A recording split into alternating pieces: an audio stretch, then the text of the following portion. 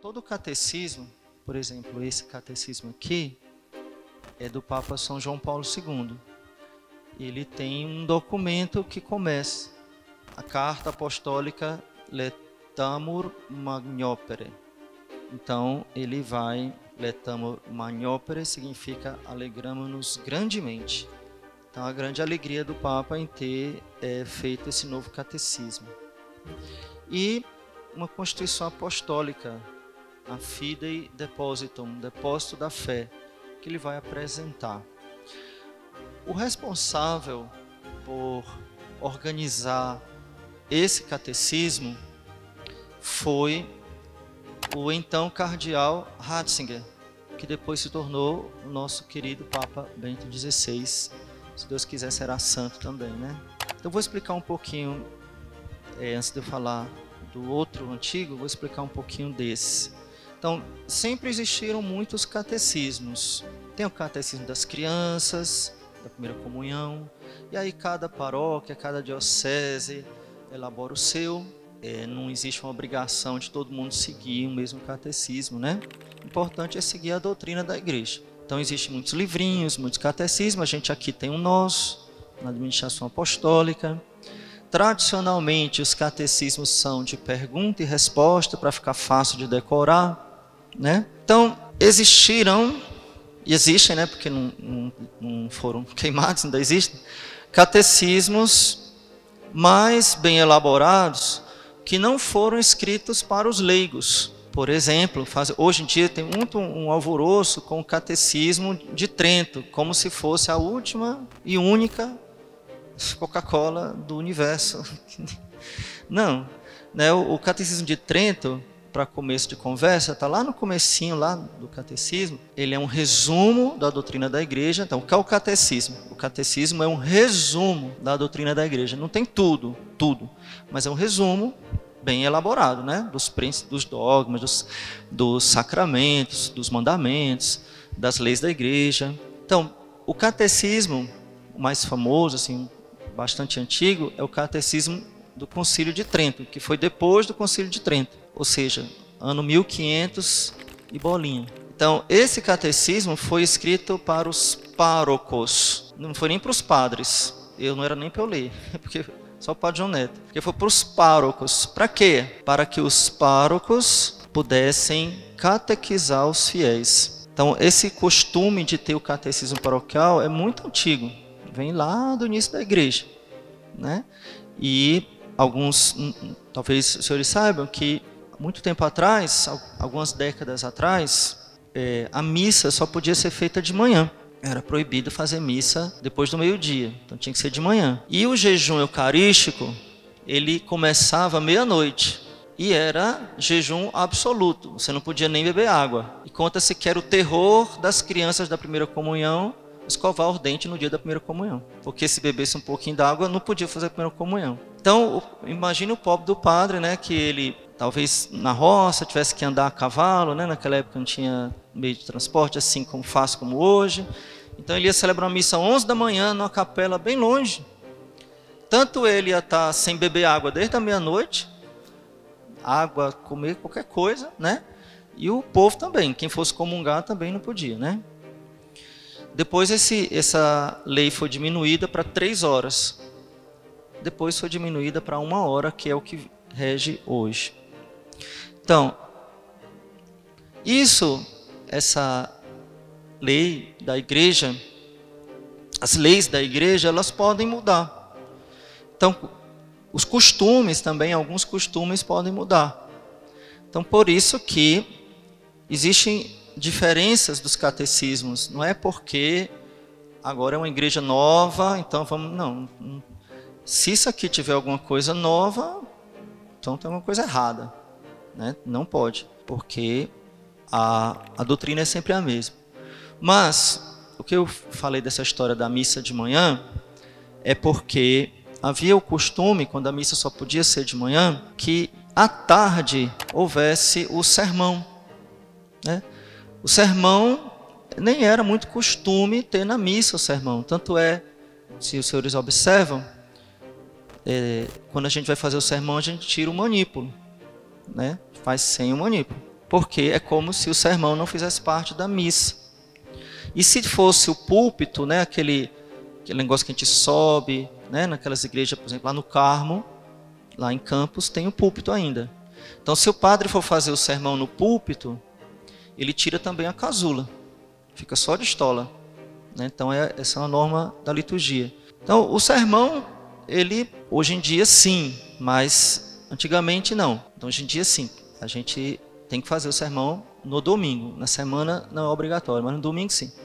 Mas havia um costume, eu não sei dizer se em todos os lugares, eu sei que na Europa, isso com certeza, de à tarde ter o sermão. Então as pessoas iam para a missa de manhã, esse jejum desde a meia-noite, então a missa não podia demorar 1000 anos, né? Então a missa normal, missa podia ser cantada ou rezada, mas era bem cedo, 6 da manhã, 5, 6, 7 no máximo, que terminava a missa. Então o padre ia tomar café, o povo também ia para casa comer, passar o dia com a família, no final do dia ia ter a oração da tarde e o padre fazia o sermão, catecismo, né? Então dava o catecismo. Em alguns lugares também havia a oração do sábado à noite, que eram as vésperas, então cantava-se vésperas em latim e o povo vinha só para escutar, né? Para escutar, muito bonito, as vésperas cantadas em gregoriano. Bom, tempos que nós não vivemos, mas a gente consegue compreender bem, pelo menos a gente consegue, né? O povo lá de fora não consegue nem imaginar isso. Para a gente não é tão difícil. Então, por isso que o catecismo, imagina, como eu falei no outro encontro, numa sociedade onde era muito fácil, muito comum as pessoas não saberem ler. Tinha quem sabia, mas muitos não sabiam. Então, o catecismo, ele era para o Catecismo de Trento, especificamente, eu estou falando, que é um livro grosso, assim, e não muito fácil, né? Assim, uma linguagem, assim, não muito fácil. Então, ele foi escrito para que os párocos pudessem estudar e dar o catecismo para os fiéis com a linguagem simples. Por isso, ele vai sempre dizendo, o pároco faça isso, o pároco, ele fica sempre falando do pároco. É bem interessante, né? Porque teve umas polêmicas aí, aqui no Brasil, né? O pessoal querendo queimar o catecismo da igreja e ficar com outro. Eu digo, sem noção, mas tá. Então, dando essa introdução, eu queria falar sobre o Catecismo de São Pio X. Então, qual a diferença do Catecismo de São Pio X? Por exemplo, com relação ao Catecismo de Trento, que era um catecismo oficial da igreja. Então, entenda, existiam os catecismos para as crianças e para os fiéis feitos nas dioceses. Não era o catecismo oficial da igreja. Agora, o Catecismo de Trento era um catecismo oficial, né, com autorização do Papa. E depois houve, já no século XX, né, 1925, se não me engano, posso conferir aqui, foi promulgado o Catecismo de São Pio X. Ou seja, é um catecismo oficial da igreja, certo? Então, qual a diferença do Catecismo de Trento para o Catecismo de São Pio X? É que o Catecismo de 1905, então já fazem 120, quase 120 anos, né? 119 anos. Então, a diferença é que São Pio X, ele escreveu para os leigos, entendeu? Então, o catecismo dele é simples, é objetivo, é claro, porque foi escrito para os leigos. Padre, o catecismo da Igreja Católica? O que ninguém sabe, ou que pouca gente sabe, é o catecismo da Igreja Católica, ele repete o Catecismo de Trento. Ele não foi escrito para os leigos. Porque o Concílio de Trento fez um catecismo para reafirmar a doutrina lá naquela época, porque foi na época que surgiu os protestantes. A igreja se dividiu com o cisma, com a heresia de Lutero e dos outros fundadores de seitas, como o rei Henrique VIII, né, e Zwinglio, Bocchero e outros homens aí. Bom, então a igreja fez um concílio naquela época, para reafirmar a fé católica, na Eucaristia, em tudo que a gente acredita, né? Reafirmar quais eram os livros santos da Bíblia e quais eram os sacramentos, porque Lutero jogou fora um monte de sacramento, e ele foi mudando de ideia. Era interessante, né? Abro aqui só um parênteses. Lutero, ele não chegou, na hora que ele inventou de fazer um cisma, né, de xingar o Papa, ele não chegou já com o pensamento pronto. Ele foi mudando de opinião. Ele foi mudando de opinião com relação à Eucaristia, com relação à confissão, com relação ao celibato. Lutero usou batina muito tempo. Depois que ele era protestante já, ele usava batina. E era celibatário.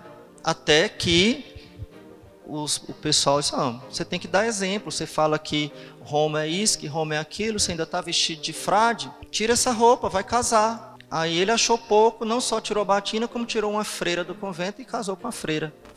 A desgraça tem que ser logo grande, né? Tem que ser logo de arrebentar logo. Então, o Concílio de Trento foi para reafirmar a fé da igreja, que Lutero estava questionando.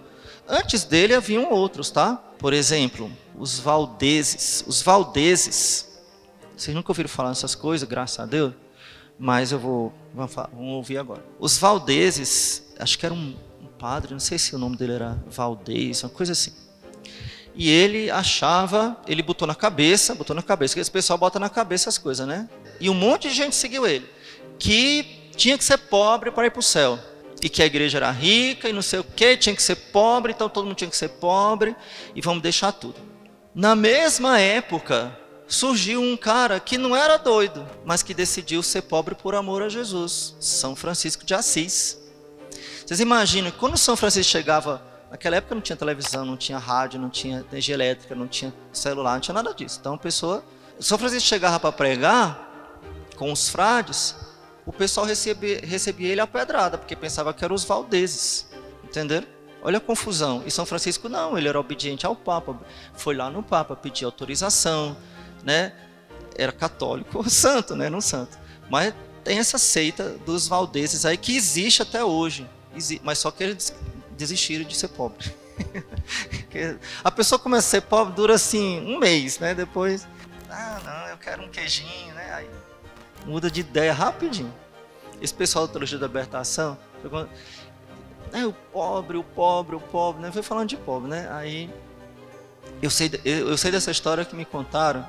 Diz que tinha lá no Rio, tinha um padre sério, né? Um padre mais idoso, quando eu era seminarista, e dois padres novos que eram os vigários dele. E aí esses padres novos vinham com essas ideias de teologia da libertação. Porque a gente tem que seguir os pobres, a gente tem que evangelizar, né?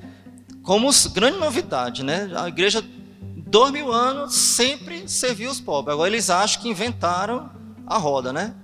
Mas só que a questão não é essa, a questão é que eles querem fazer política. Enfim. Aí, não, porque a gente tem que ser pobre, porque a gente tem que evangelizar os pobres, porque dos pobres é o reino de Deus, o rico não vai para o céu, quem vai para o céu é só pobre, não sei o quê. Aí o padre, tá. Aí no outro dia, de manhã, no café, o padre mandou a empregada colocar café, ovo e pão. Aí os dois vigários, né, novinho assim, que isso, não tem queijo? Ué, vocês não queriam ser pobre? Já viu pobre comendo queijo? Vai comer ovo e pão. A partir de hoje, eu estou aderindo, eu agora sou da Teologia da Libertação, nós vamos comer ovo e pão. Aí os padres ficaram com raiva. No outro dia, o padre tirou o leite. Esse aqui ele foi tirando as coisas, né? Aí os padres, com 3 dias, ficaram tudo capitalista de novo. Não, é porque né? Vamos rezar, vamos evangelizar todo mundo, né? Então assim, os valdeses estão lá hoje, mas ninguém quer ser pobre mais não. E os franciscanos continuam, né? Mas então já tinha gente falando besteira antes, só que era um grupinho, né? Então um doido e um monte mais doido que ele seguindo ele. Então seguindo os valdeses lá. O problema de Lutero é que esses hereges, né, como esse Valdez, eu não sei se o nome dele é esse, eles arrastavam um grupo de pessoas, mas Lutero arrastou os príncipes, pessoas ricas, os políticos, então nações inteiras se tornaram cismáticas. Esse foi o problema maior, né? Por exemplo, o rei da Inglaterra. A Inglaterra era catolicíssima. Até hoje é meio hipócrita, porque por exemplo, agora foi a coroação do rei Charles, né? Rei Carlos III. E antes tinha sido a mãe dele, né? A Elizabeth. E desde sempre eles, na hora da coroação, recebem a coroa, não sei o que, e tem um rito lá, um momento que ele recebe um cetro com um globo. E esse cetro, com esse globo de ouro, foi presenteado pelo Papa séculos atrás, como um sinal de que aquele monarca era o defensor da fé. Vê se tem cabimento, né?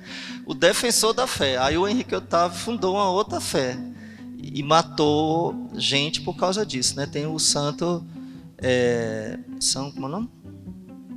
Que era ministro lá do rei Thomas More, né? E foi decapitado porque permaneceu fiel a Deus e não ao rei herege, né? O rei apóstata, Henrique VIII. Então, mas até hoje eles ainda usam o cetro, defensor da fé, a fé da cabeça deles, né? Que não defende fé coisa nenhuma.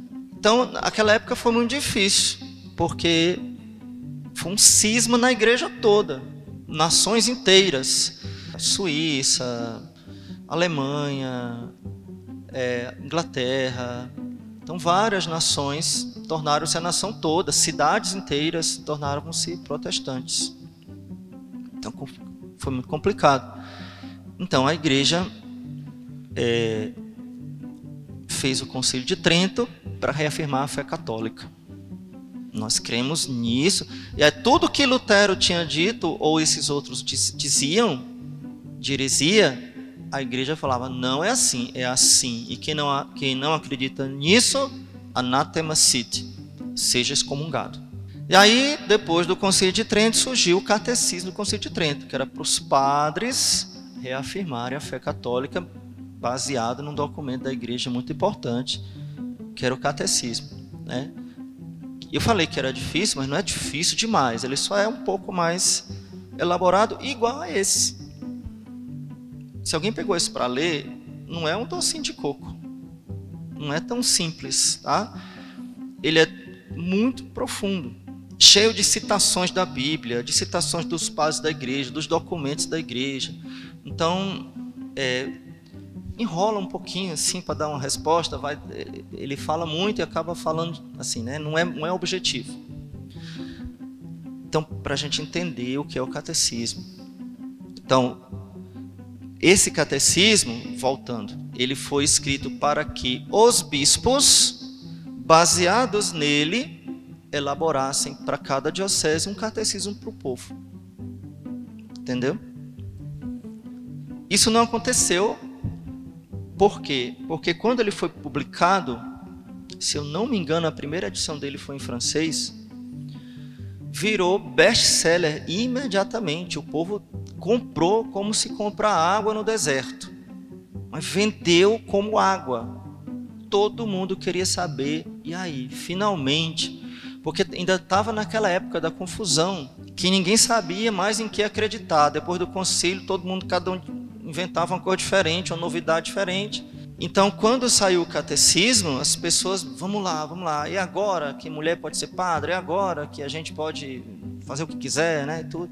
E aí, não deu muito certo, porque o catecismo confirmou a fé e não disse nada demais, além do que a gente já sabia. Mas entre o Catecismo de Trento, do século XVI, e esse aqui, do século XX, né, 400 anos depois, no meio teve esse, de São Pio X. E como eu disse, qual é a diferença? Que esse aqui é feito para os leigos. Ele é simples, né? A linguagem é simples. E a linguagem também do Catecismo das Crianças, perguntas e respostas. Quem é Deus? Ser perfeitíssimo, criador de todas as coisas. Quanto Deus há? Um só Deus. O Pai é Deus? Sim, o Pai é Deus. Vocês lembram?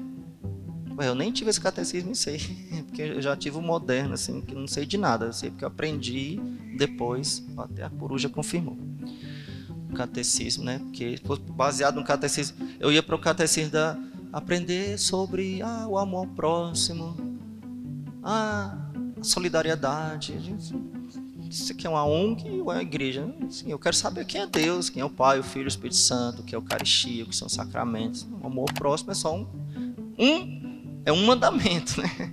Muito importante, mas não pode resumir o catecismo a ficar falando coisas coach, coisas assim, para animar as pessoas. Não. Inclusive eles falam, o animador. Eu digo, animador, que eu sei, é o Gugu Liberato, que já morreu, o Silvio Santos, que morreu um dia desse. Esses eram animadores, né? Eu ouvi falar de catequista, que ensina a doutrina, né? Animador. E o pessoal, não, e negócio de rodinha, e meu Deus do céu, não quero nem lembrar dessa maluquice. Vocês são felizes e não sabem. Tem cada doidice por aí. Então vamos lá. Só para eu não esticar demais, que quando eu começo, eu vou longe. Então, eu queria falar um pouquinho só, porque não dá para falar tudo, né? Talvez a gente fale em outra oportunidade, sobre essa carta Acerbo Nimis, que é a carta encíclica de São Pio X sobre o ensinamento do catecismo. Então, ele escreveu essa carta em 1905 e tem algumas coisas bem interessantes, porque servem para a gente até hoje.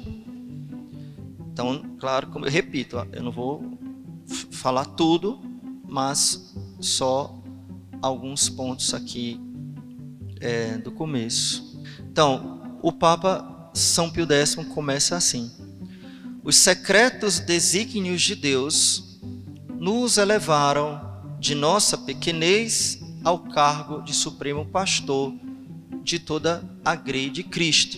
Quando ele fala nós, é ele, o Papa. É um jeito antigo de falar, certo? Em dias demasiado críticos, início do século passado, 100 anos atrás. Dias demasiado críticos e amargos, pois o velho inimigo anda ao redor deste rebanho e lhe atira laços com tão pérfida astúcia que agora, principalmente, parece ter se cumprido aquela profecia do apóstolo aos anciãos da igreja de Éfeso. Eu sei que se introduzirão entre vós lobos arrebatadores, que não pouparão o rebanho. Me impressiona muito não só a linguagem de muita fé, crer no demônio, de muita firmeza, de muita humildade, mas sobretudo de muita atualidade, porque é uma coisa que foi escrita 100 anos atrás. Eu nem consigo imaginar como era a sociedade 100 anos atrás, né? Uma sociedade muito mais cristã. Eu soube ontem, inclusive, para citar um exemplo, que uma coisa que aconteceu aqui no Brasil, quando o Papa João XXIII, não faz nem muito tempo, né? O Papa João XXIII foi em 1960 e alguma coisa. Quando ele morreu, isso é uma história de que aconteceu, um fato, mas me chamou a atenção, que um grupo de homens estavam esperando para dar início a um show, uma festa, num determinado local. E tinha lá um compositor, era uma festa grande, e os homens já estavam um pouco abastecidos, né? Aí soube-se a notícia da morte do Papa. Aí a polícia veio e disse, não vai ter festa coisa nenhuma, porque o Papa morreu. A história não tinha nada a ver com o Papa. Quem contou essa história falou porque estava contando da história de uma música lá. Mas eu achei muito interessante. A polícia foi lá e proibiu a festa porque o Papa morreu. Exatamente, né? O que eu achei interessante não foi a música que foi feita, foi o fato da polícia não deixar ter a festa, porque havia respeito pela igreja, respeito pela religião. A minha mãe conta, minha mãe é viva, que quando ela era mocinha, lá no Nordeste, na cidade dela, não é uma cidade muito pequena, não é cidadezinha assim, a cidade é grande, Mossoró. Hoje é uma cidade até considerável, como Campos, assim, mais ou menos. Então ela conta que na Semana Santa, quando era quinta e sexta-feira santa, todas as rádios da cidade, nenhuma tocava música. Era só um fundo musical em respeito à Semana Santa. E essa eu vi, olha que eu não sou nem tão dinossauro assim, né?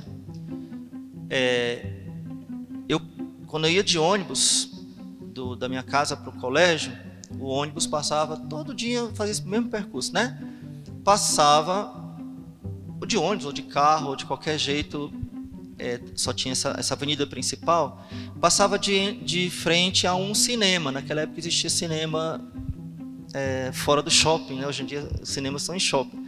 Então existia cinema, aquela fachada colonial, antiga, e assim, sempre os títulos que estavam lá não eram bonitos, vocês entenderam, né? Sempre eram títulos que criança não pode ler.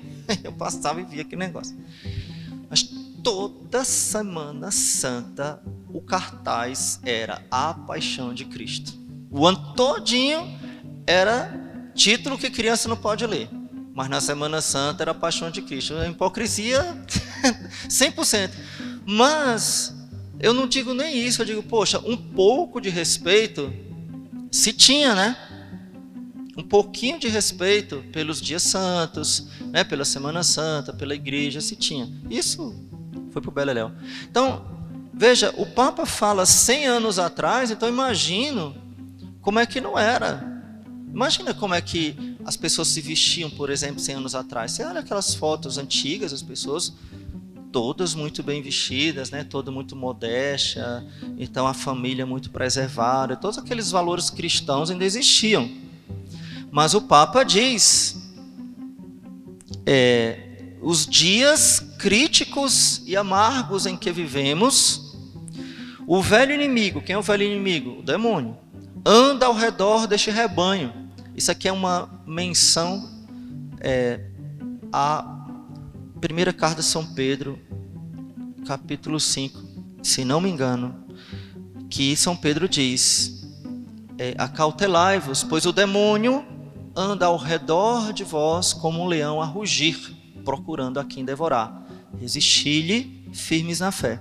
Então o Papa diz, o velho inimigo, que é a serpente do paraíso, né, Satanás, anda ao redor deste rebanho e lhe atira laços com tão pérfida astúcia que agora, principalmente, parece ter se cumprido aquela profecia do apóstolo, que é um apóstolo, né, aos anciãos da igreja de Éfeso, apóstolo São João, que isso aqui é um trecho do Apocalipse.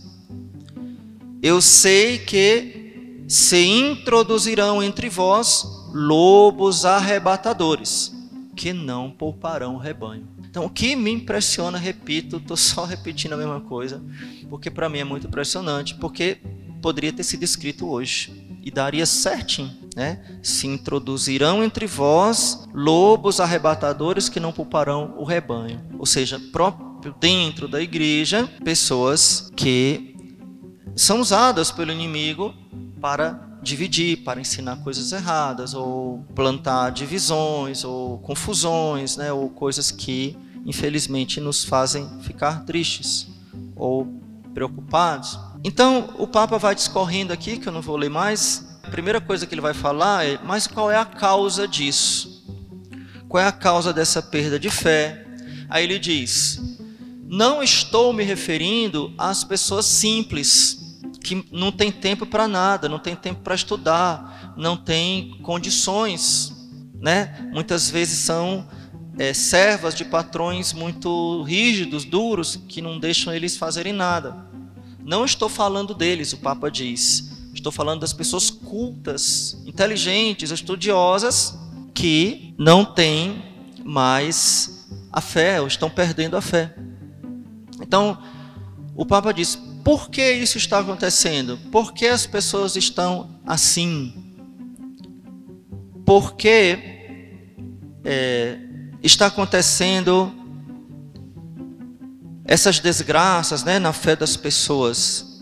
E ele diz, existem várias opiniões, mas a verdade é que as pessoas estão faltando instrução do catecismo.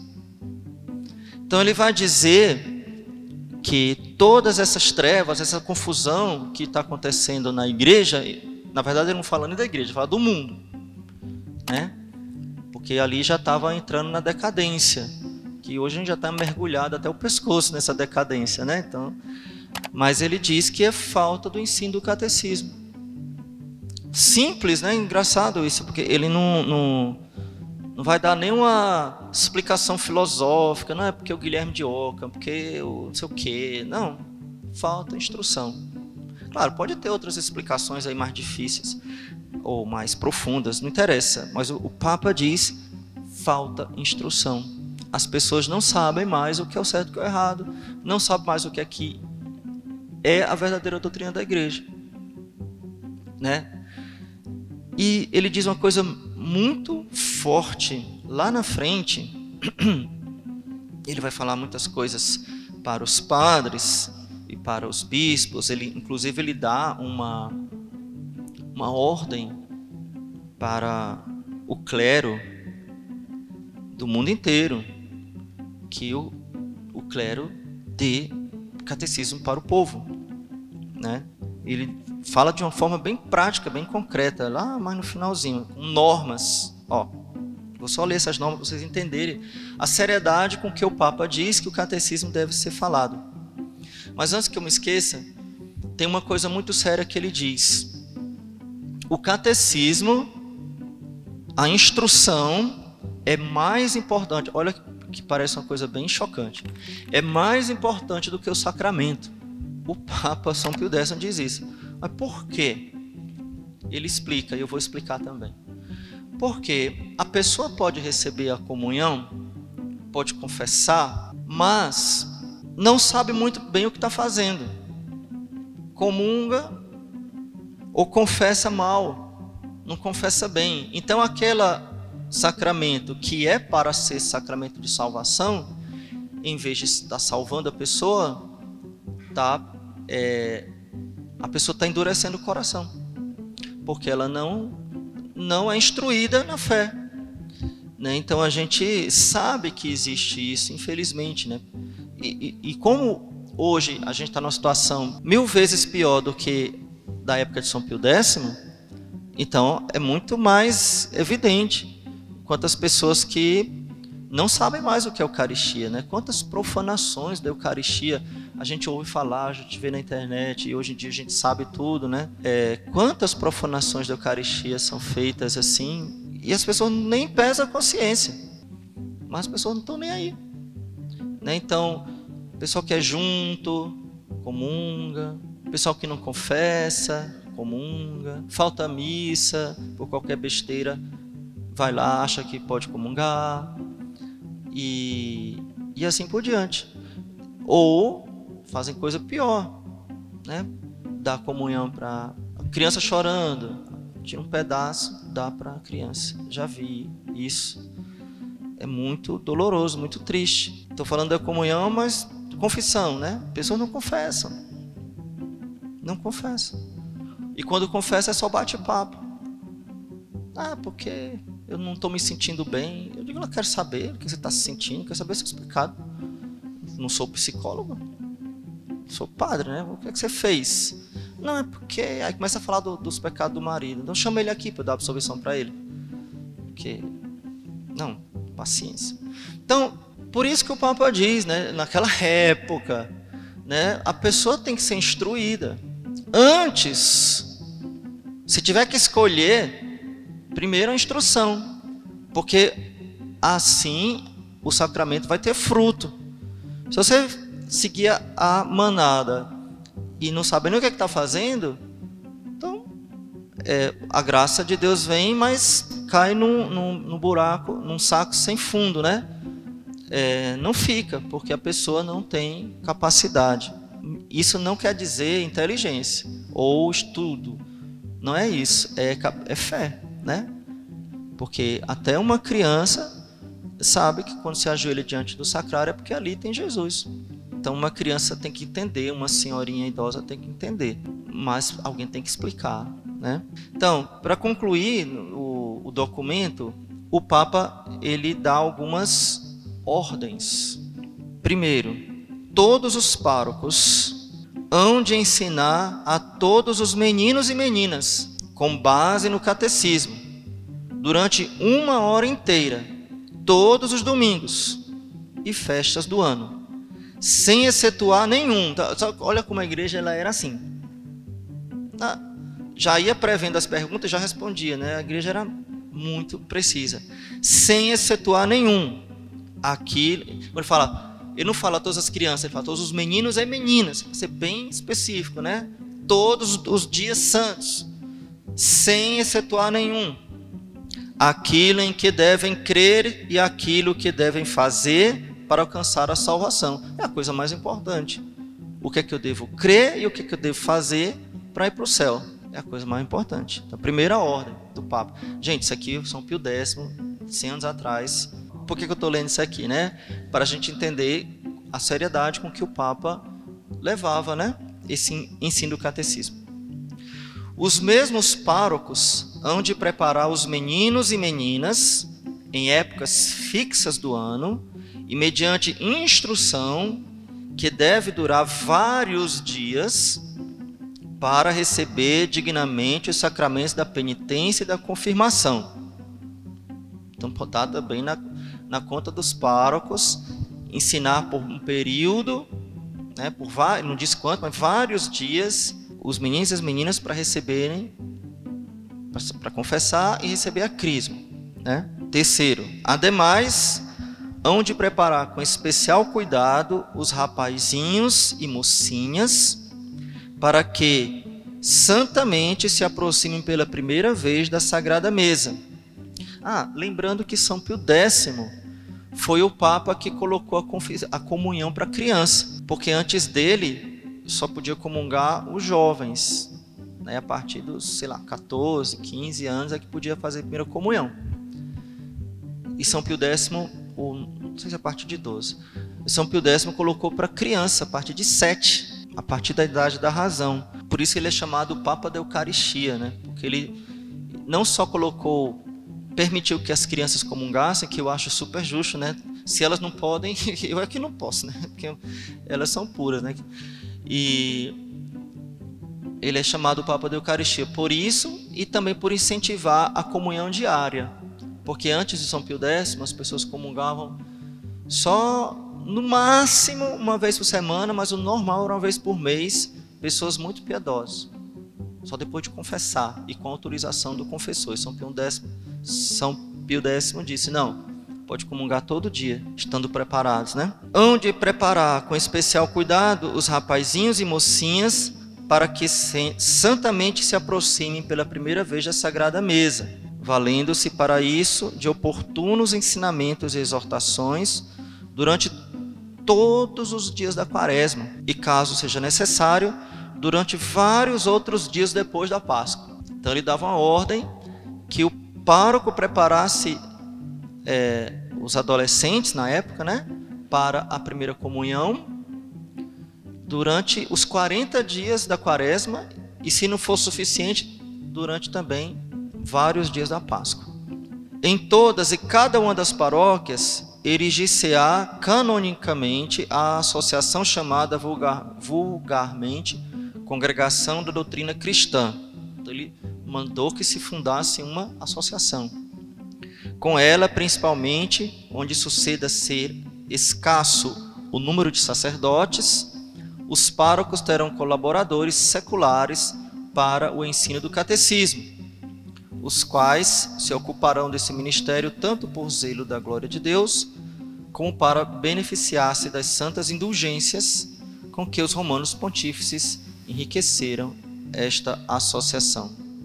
E aí ele vai dando outras instruções, né? Aqui nesse ponto 4, ele diz que se funde uma associação, né, para que catequistas possam ajudar os padres quando não tiverem padres suficientes.